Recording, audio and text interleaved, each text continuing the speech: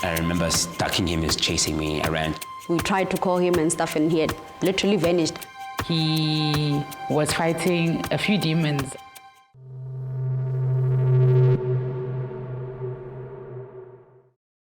Each one, got to teach one. Let's learn from one another. Let's go.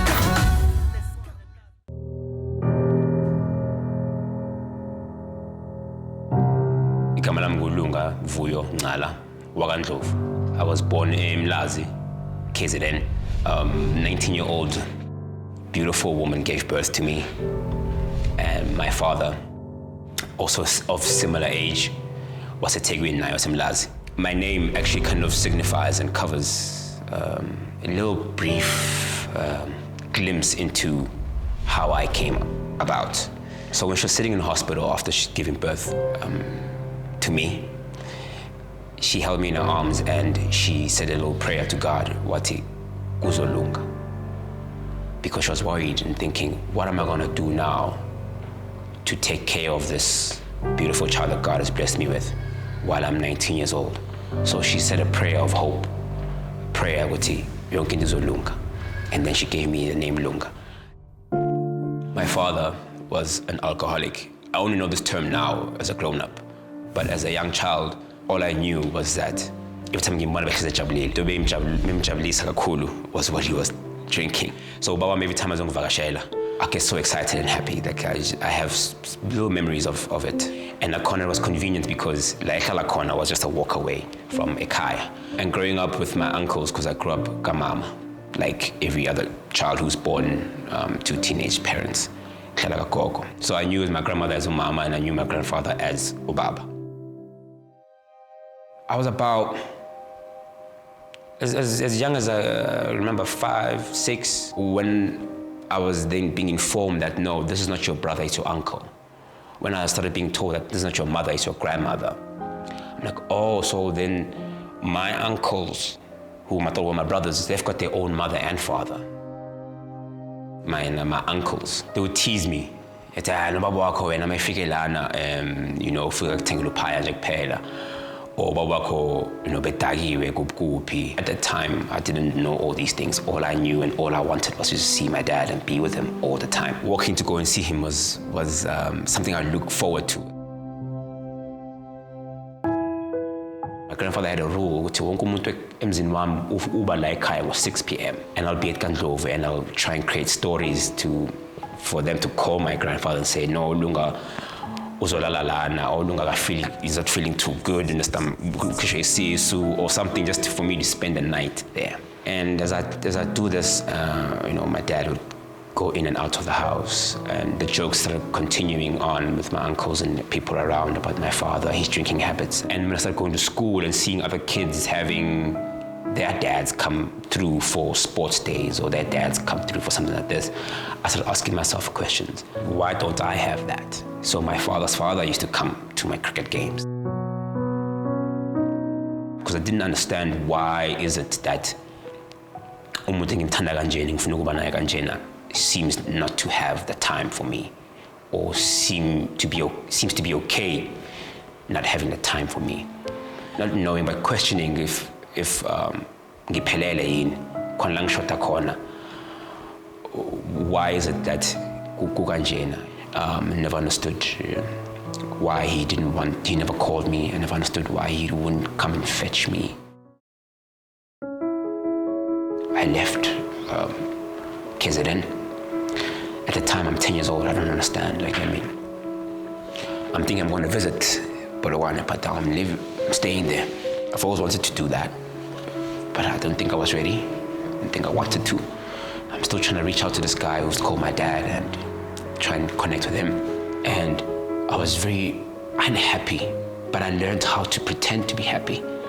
I learned how to show face. I learned when they said, Ulunga's a good boy, Ulunga, he listens, Ulunga, uyahlonipha, Ulunga, uyakwazi ukuthi uyathumeka.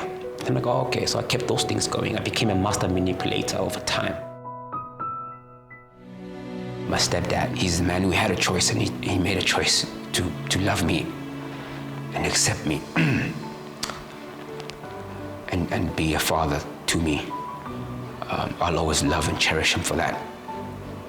He gave me an opportunity to, say I love you, Papa, and have that being said to me. He noticed me. He saw me.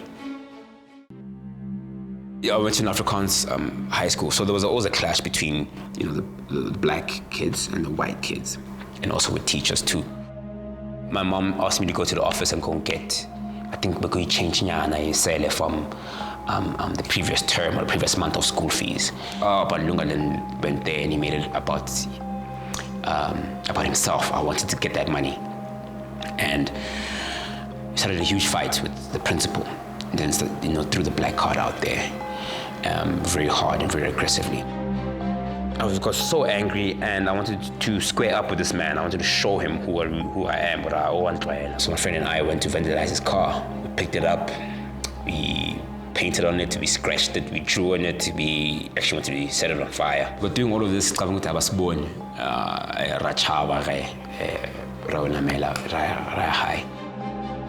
While I was waiting for my mother to come fetch me, I see a policeman walks in. Okay, I don't pay no mind to him. And then they call me. Now, my eyes open up. I'm being taken. I'm being arrested. The crime that one was charged with was vandalism. Luckily, my mother was there. She assisted us in getting out of all of that mess. But then at the same year, I got expelled from the school. It was my second time failing. So I used to leave home dressed up in uniform, but never making it to class. After I got suspended, I remember I stole the car. In my mind, I'm thinking, time I saw the cover shop. When he came back at 4 a.m., the hired car is parked in the parking spot where we pushed out the car. I'm like, oh, he's back. And I ran. I remember stalking him, he was chasing me. I tried to run to my uncle. I'm like, yo, uncle, that man crazy. He's trying to kill me. Help me. I was always playing victim. My mom came to convince me to come back.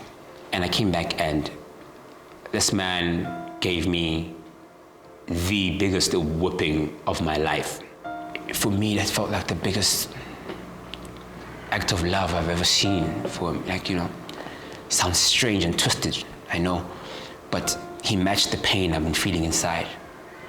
That void I've been feeling inside, he matched it. And he was right. Whatever was inside was gonna come out, and it did.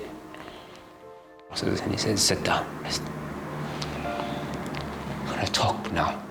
And he spoke to me, and I could see in his eyes was also tearing like I am now. He's saying that what he done was the most painful thing he's ever done. It took a lot from him. And he done it because he loves me. And he done it because he could see now there's something is happening that he doesn't understand. And a man needs to understand that it comes a point in time when you need to change your life. You are not the things that you have done. I was hoping and praying that I can fix what was done to me. So that's when I noticed the change, actually. Let's learn from one another. Let's go. Let's learn from one another. Let's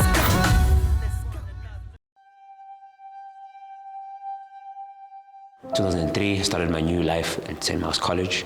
That's where I found Christ. That's where I got born again, and I thought that was one way for me to find my identity. It helped me because I started performing well at school. I started getting A's, which I'd never seen before in my report. The support structure was amazing in that school too.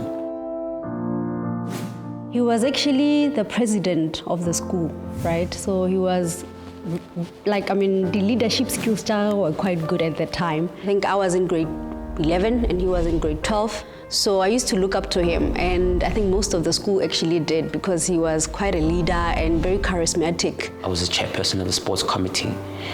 I joined the debate team and became the head boy of the school. We had a church at school, so he was also very deeply spiritual. So now I've passed matric and now moved to varsity, but now I found myself in Pretoria. I felt lonely and scared, and I found myself in spaces where now my honesty was not well received in church and other spaces because I needed to be a certain type of person to acquire the love of my Savior. I felt like I'm an outcast.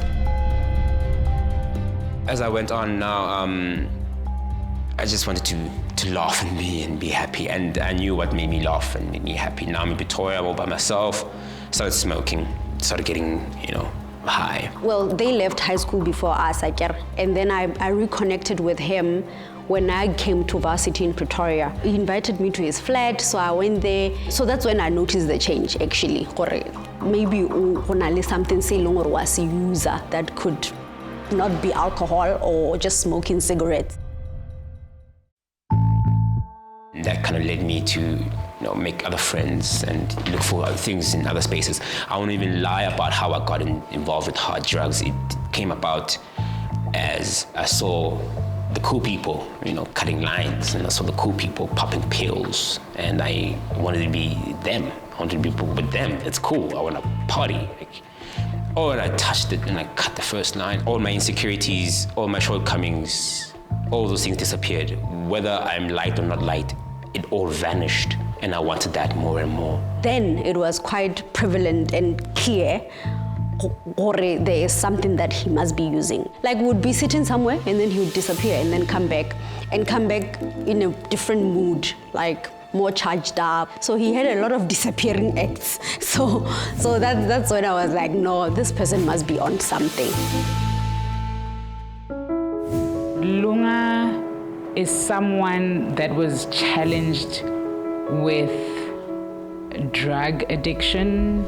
He was fighting a few demons, I think, whether that was issues about having a dad that he didn't necessarily grow up with. I didn't care for myself much, for my safety and my well-being, health-wise and any other way. I remember I thought it would be funny to burn myself with a cigarette, but it didn't feel like self-harm at the time. It felt like it felt cool. I had unhealthy sexual relations, even with myself. He would have sex and not remember, and he would interact with people specifically for that. When it started happening, I didn't want to be part of it. I'm so glad he didn't get sick. When drugs kind of really started messing my life up was when I couldn't do the normal, ordinary tasks that a normal human being should be able to do.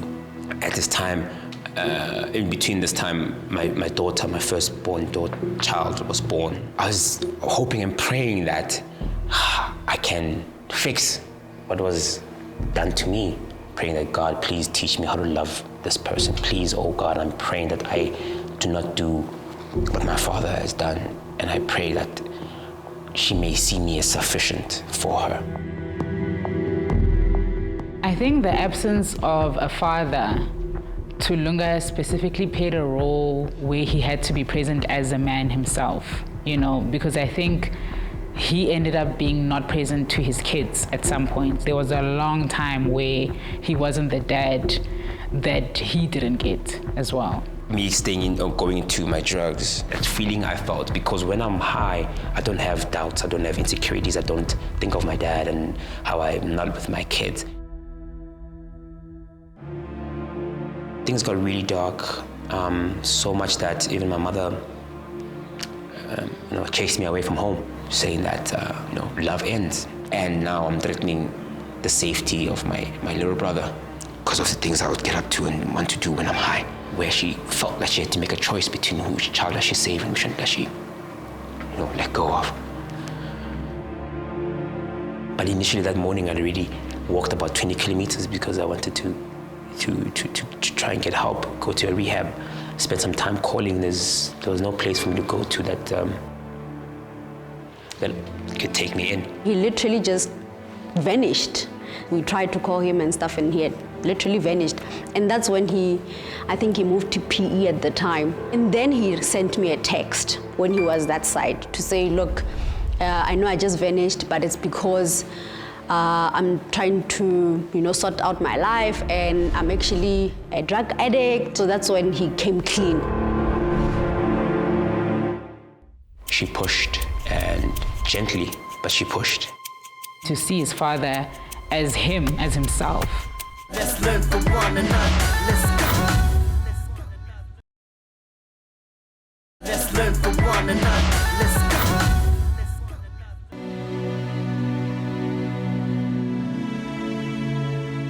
I took myself to rehab, and when these substances were no longer there to assist me in subduing what I was feeling, depression took over me. It kind of exploded in a way. All the things I've been suppressing, all the unhad conversations and so many other things and emotions that I didn't express, so much that it took me to a hospital. The doctor said I had a voluntary spasm. It means that the thoughts and the things that the space I'm in my head is what took me there. I got engaged after I got married, and when the breakup happened, I went into really deep, dark depression. And when I started, going back and thinking about my children and the things that I put them through, that took me also to huge depression. And so anxiety really stems from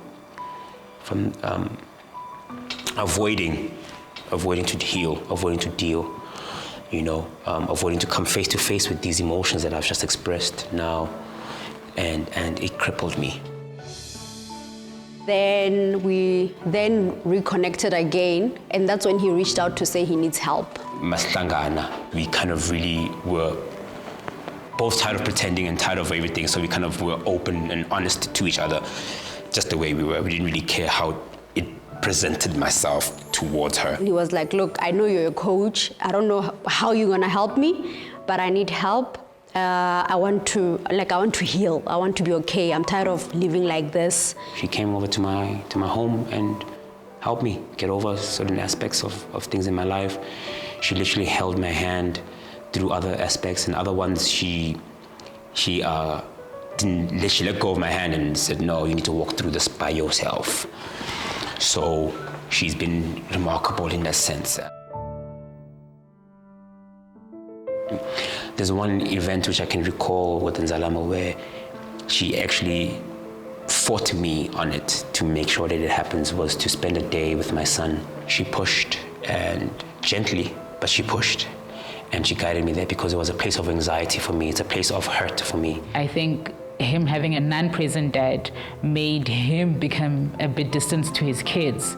I needed that gap to come together for my own sake. And she understood my anxiety and my hurt and my pain. She saw through my ego, and she still loved me enough to say, let's go. By meeting his kids, I'm meeting him more. I'm getting to know him a bit more, and tribe and family are very important values for me, and I wanted to share that with him. Even though when nakhona tingamphathi kahle, wabona ukuthi she's not bearing this as a woman because it's a responsibility, but befuna ukuthi ngifike la ngikhona njengamanje.